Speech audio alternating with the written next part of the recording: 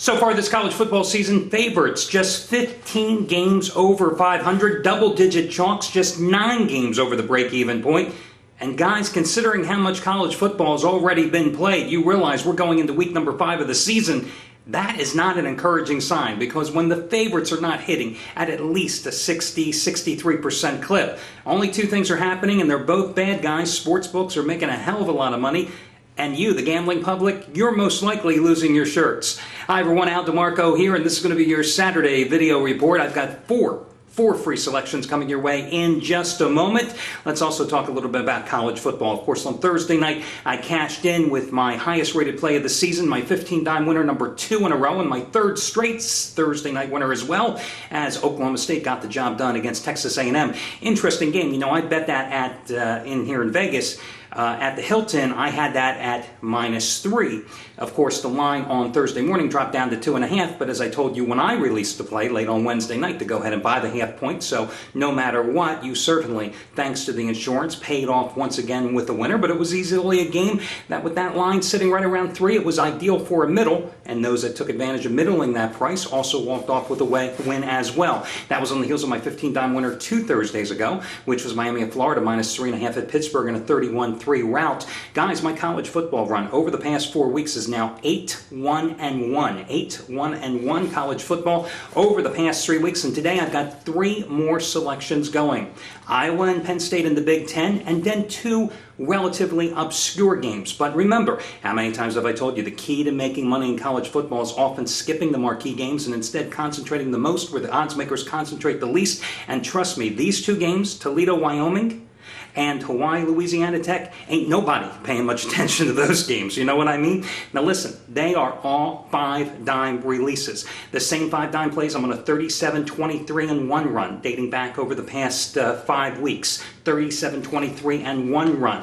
And guys, as I always tell you, 99% of my plays are rated between 5 dimes and 15 dimes. I do that for money management and bankroll allocation purposes, so you know how strong the plays are. And of course, it's not a play unless I'm personally betting on it anyway, so you understand that as well. What you will never find here is one day me coming out, for example, with a 10-dime play, and a week later coming out with a 200-dime play to try to get back to even because I'm down for the week with some ridiculous type of wager. No. You will find 99% of the plays between 5 and 15 dimes, and that's why I've got a profit over the past couple of years. That's why I'm off to a great start in college football. 3 more selections today. They are available right now. So guys, don't read into what the dime rating is. Instead, focus on one thing. 8-1-1 college football run. Past 4 weeks, 3 more winners for your Saturday card. Now, let's get going here, first of all, with your free picks. And keep in mind, I'm on an 11-4 run with free picks dating back to 2 Mondays ago after cashing in easily with Texas A&M and Oklahoma State going over the total on Thursday night. Your first selection today, let's take a look at the Red River rivalry. They don't like it being called the shootout anymore. Geez, we're so politically correct now, aren't we, guys? It's Oklahoma and Texas taking on each other. Of course, you saw what happened to Texas. And look, you know, just to show you, I always tell the truth here, total transparency. The only game that I've lost in the past 4 weeks in college football was Texas against UCLA. I don't know what mind-altering drugs I was on when I took the Longhorns in that one, but you talk about a lousy play. But then again, 8-1-1. You can afford a lousy play every now and then. But Texas was exposed. No running defense, gave up over 230 yards to the UCLA pistol attack. Still has not been able to develop any type of consistency offensively. They just haven't been able to come up with a run game. It's just hard for me to fathom. University of Texas cannot get a top-notch running back. I mean, name the last top-notch running back the University of Texas has had. That isn't a quarterback. Come on. I'm waiting. Can't come up with it. I can't either. Earl Campbell. I don't know. I mean, it's Cedric Benson. Cedric Benson, probably. So that's the problem with Texas. As for Oklahoma, listen, the luster is off this game, but the Sooners certainly want revenge. They have lost 4 of the last 5 in the series straight up. They have failed to cover all 5 of those games. The problem is that generally this is not usually a close game. 10 of the last 12 games in this series have been decided by double-digit margins. As for the Sooners, they're 1-5-1 in their last 7 on the road, 1-3 ATS this year. Texas covering 5 of their last 6 as a dog under Mack Brown, but I still say the only way to play this one is Oklahoma minus the 3.5 points. You buy down the hook in this one and you lay it with the Sooners. Why am I not using this play? Here's something else I want to be totally forthright with you. I have lost the last 4 years in this game. I don't care if it was pick'em. I don't care if you're paying me. If I've lost 4 straight years in this series, I clearly don't have a finger on the pulse on this one. I think Oklahoma's to play, but that's why it's a free pick and not one I'm personally wagering on. Next game. Now, this one I came real close to wagering on. NC State, the 3.5-point home dog against Virginia Tech. You know I took NC State last week as part of a winning teaser at Georgia Tech. They won outright as an 8-point dog. I also took them 2 Thursdays ago in their blowout home win against against Cincinnati. The Wolfpack, 4-0 straight up, 3-0 ATS. And as I've told you many times, I think Russell Wilson is perhaps the most underrated quarterback in the country. He's off to a great start for NC State. 369 yards, a career high, and 3 touchdowns last week at Georgia Tech. 11 touchdowns, just 1 interception so far this year. I want to say that his career stats the past 2.5 years, I think, 61 touchdowns and 12 interceptions. I mean, just phenomenal numbers. As for Virginia Tech, okay, they bounced back after losing to Boise State and James Madison to start off the season, but were you impressed with their shutout win at Boston College against a bad BC team with quarterbacking issues, or their come-from-behind win against East Carolina at home 2 weeks earlier? I wasn't. Frank Beamer, sure, 38-10. A win last year as a 21-point home favorite, 29-13 ATS run on the road on the ACC highway. Virginia Tech has won 22 of its last 28 games, covering in 21 of them, but I still like NC State on an 8-4 ATS run as a dog here at home in Raleigh, plus the points, and I would not be surprised to see them win this game outright. They have a very, very good defense, guys.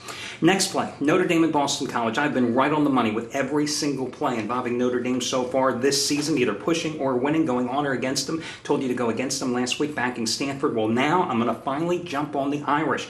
Listen, the bloom is off Brian Kelly's rose, okay, in South Bend. 1-3 start. This is not what the brethren were expecting when they imported him. He better win this game. And prime for picking is Boston College, a team that benched quarterback Dave Shinsky. Is going to go with a true freshman or a sophomore quarterback here today. Now, Notre Dame has some defensive issues. This is a team that gives up 189 yards rushing per game, almost 4.9 yards per carry, and they've got to somehow contain Montel Harris. But Montel Harris can't do it all alone for Boston College. And with the quarterback issues, I'll go with Notre Dame because their signal caller, Dane Christ, I mean, what a great start he's had. Number 7 passer in the country, 673 yards and 5 touchdowns in the last 2 games alone. And this is a big step down for the Irish, who just came off Trioka of Michigan State, and Stanford, laying 2.5 points. Love the Irish in this spot. Came so close to using them as one of my top plays, but instead decided to go with a freebie here. Once again, Notre Dame in this one. And then I've got a teaser for you guys. I thought about taking Navy today, plus the 10 points at Air Force. In a series they have absolutely dominated, winning 7 in a row in the series. 16-13 as a 2.5-point home chalk last year in overtime. Also won 2 years ago at Air Force, a game that I happened to have them in that year, 33-27.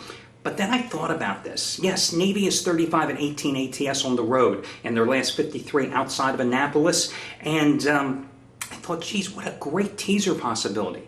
Air Force is going to win this game. This is a good team. Lost by 3 to Oklahoma. That's their only loss. Tough defense, number 1 rushing attack in the country. Tim Jefferson, a very good mobile quarterback. Navy lost to Maryland and didn't exactly set the world on fire in their next 2 wins against Georgia Southern and Louisiana Tech. So I say you take this one in a teaser. Take Air Force down to 4, take Navy up to 16, and go for the teaser, guys. I just think it's a great teaser possibility here. Once again, that's your final free pick. And remember, as I told you, as for me, 3 more 5-dime winners in college football, 8 1-1 college football run over the past 4 weeks. And that'll do it for your Saturday card. And guys, I will catch you again on Sunday. Good luck, everybody.